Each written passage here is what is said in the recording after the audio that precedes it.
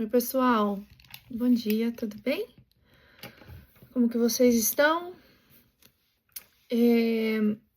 Eu tô, eu tô lendo o livro de Jeremias.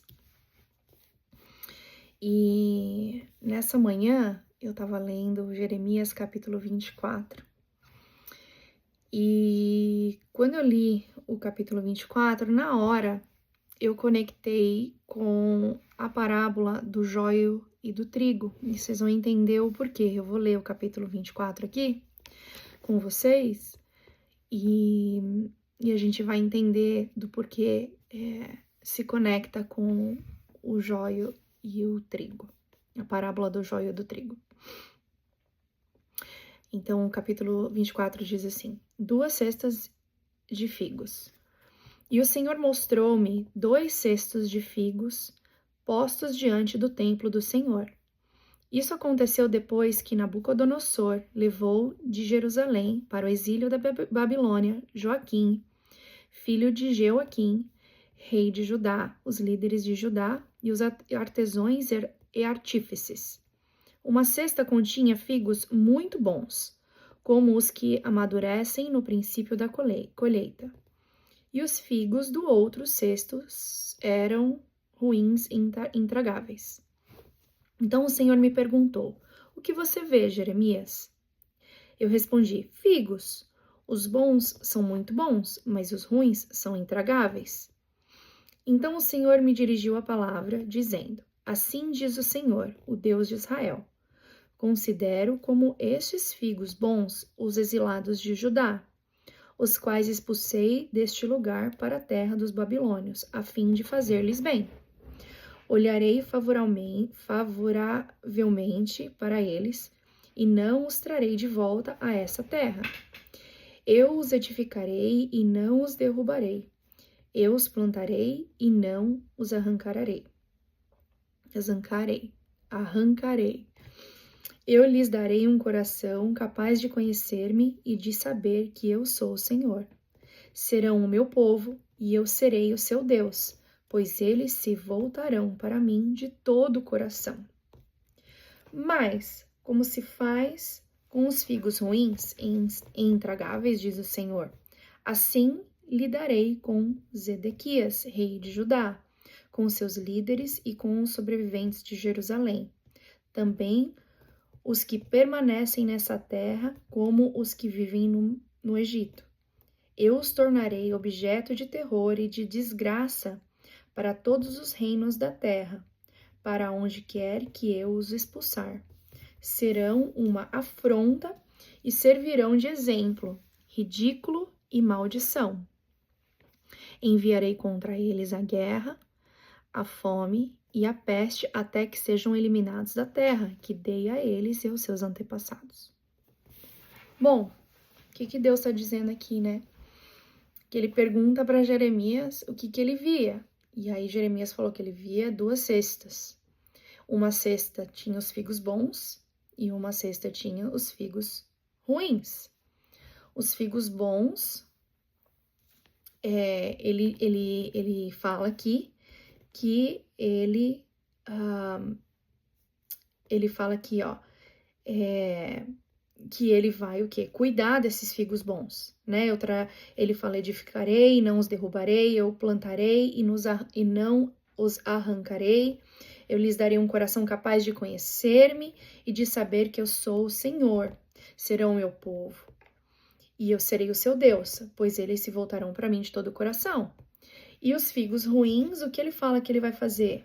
Ele fala que vai trazer terror e desgraça. Ele fala que vai expulsá-los, porque eles são uma afronta e eles vão servir de exemplo, de ridículo e de maldição. Ele vai enviar o que? Guerra, a fome e a peste, e que eles sejam eliminados da terra que o Senhor deu. Então, ele está falando aqui que quem são os figos bons?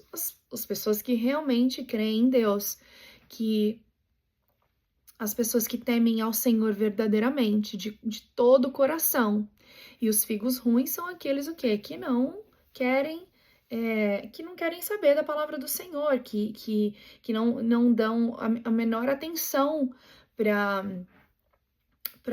a palavra dele, né? Que não confiam em Deus, que seguem seus próprios corações, que seguem seus próprios caminhos, que fazem o que querem, né? Que não buscam ao Senhor de jeito nenhum, né? E ele fala exatamente isso, que os figos bons serão cuidados por ele e os figos ruins serão destruídos.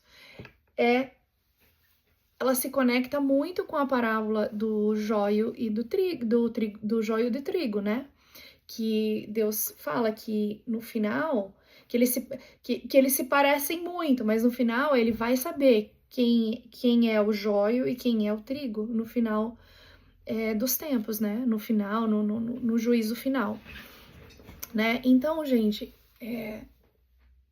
o que acontece? Tem pessoas que nem a Deus conhecem, né? Por isso que a gente tem que falar do Senhor para todas as pessoas. A gente tem que, quando a gente tem uma chance, uma oportunidade de falar de Jesus para alguém que não o conhece, a gente tem que falar, a gente tem que dar oportunidade para essa pessoa vir a conhecer o Senhor, né?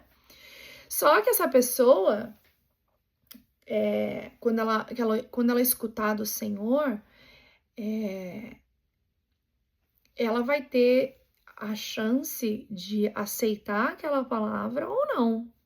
Claro que quem convence não somos nós, né? Quem convence é o Espírito Santo, mas nós temos o dever de levar a palavra do Senhor para as pessoas, né? De falar de Jesus, quem é Jesus, né? E como a gente fala, a gente fala através do nosso testemunho de quem é Deus, do que Ele tem feito na nossa vida, né? E muita gente, na verdade, já conhece o Senhor, mas tá escolhendo viver os seus próprios caminhos, do jeito que quer, continuando pecando, né, sem o menor arrependimento, né? Então, assim, Deus já está aqui desde do Velho Testamento, né? Ele já está profetizando como que vai ser, né? Vão ter 2 cestos, realmente, dos bons e dos ruins. E cabe a nós escolhermos em qual cesto nós estaremos, né, gente? Eu quero estar no bom, óbvio, né? Perfeita eu sou? De jeito nenhum, gente. Se eu começar a contar aqui, mas quando eu vejo que eu faço alguma coisa errada, quando eu vejo que eu tô agindo de alguma forma que não agrada o Senhor, na hora eu paro e falo, opa, perdão, Senhor, me muda. Faz com que eu mude o meu comportamento, a minha conduta, enfim. Mas muita gente tá vivendo esquecendo que Deus existe, né? Muita gente conhece o Senhor, mas não está nos caminhos dele. Tá vivendo por aí, fazendo o que quer, não tá buscando a Deus para absolutamente nada, realmente não tá nos caminhos do Senhor, né?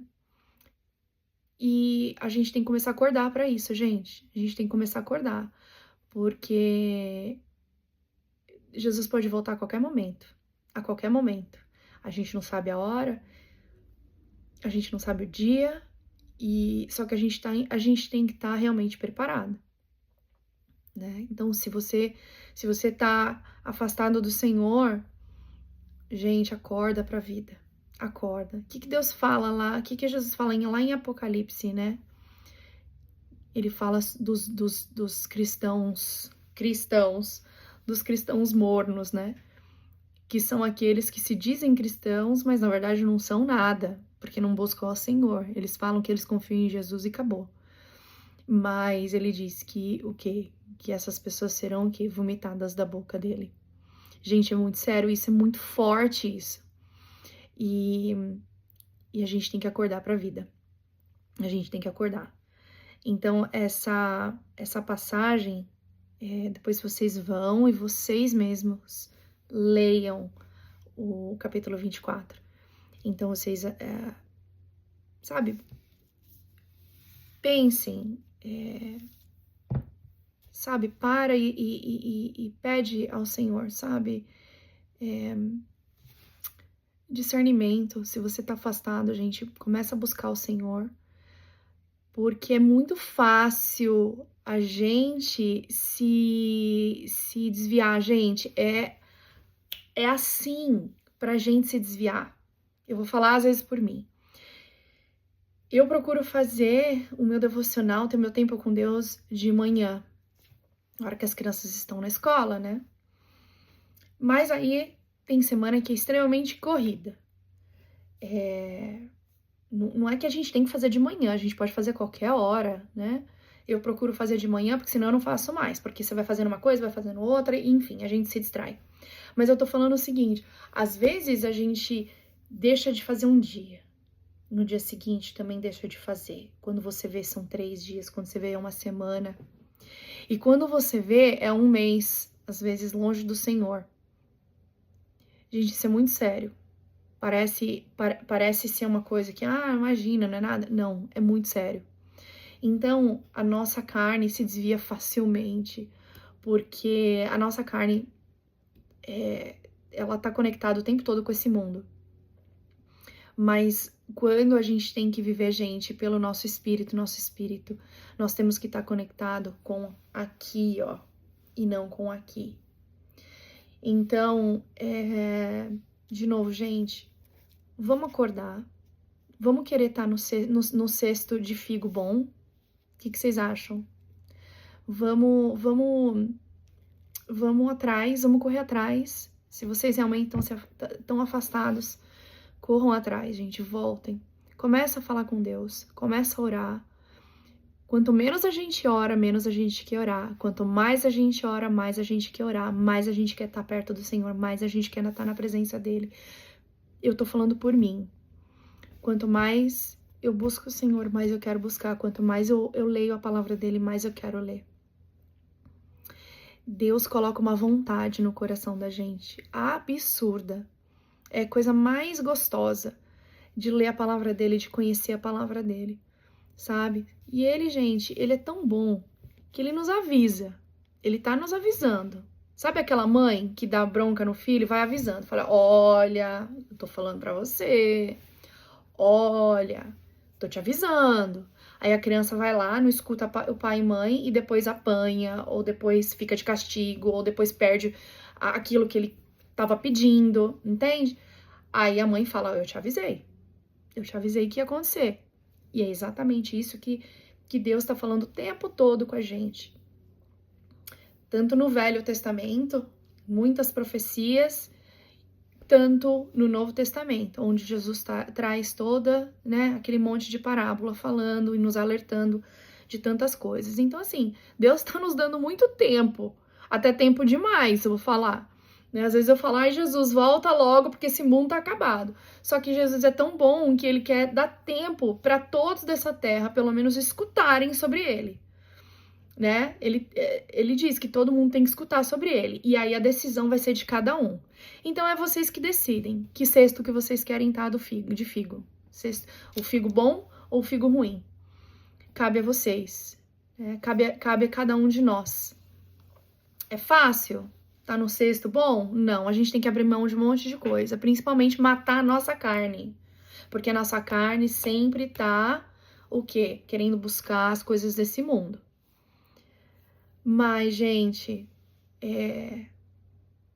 esse preço, que na verdade não é nenhum preço, né? Mas esse preço que a gente tem que pagar é tão pequeno, perto da alegria que a gente tem, gente, de estar com o Senhor, perto da paz, sabe aquela paz que excede qualquer entendimento, como diz na Bíblia?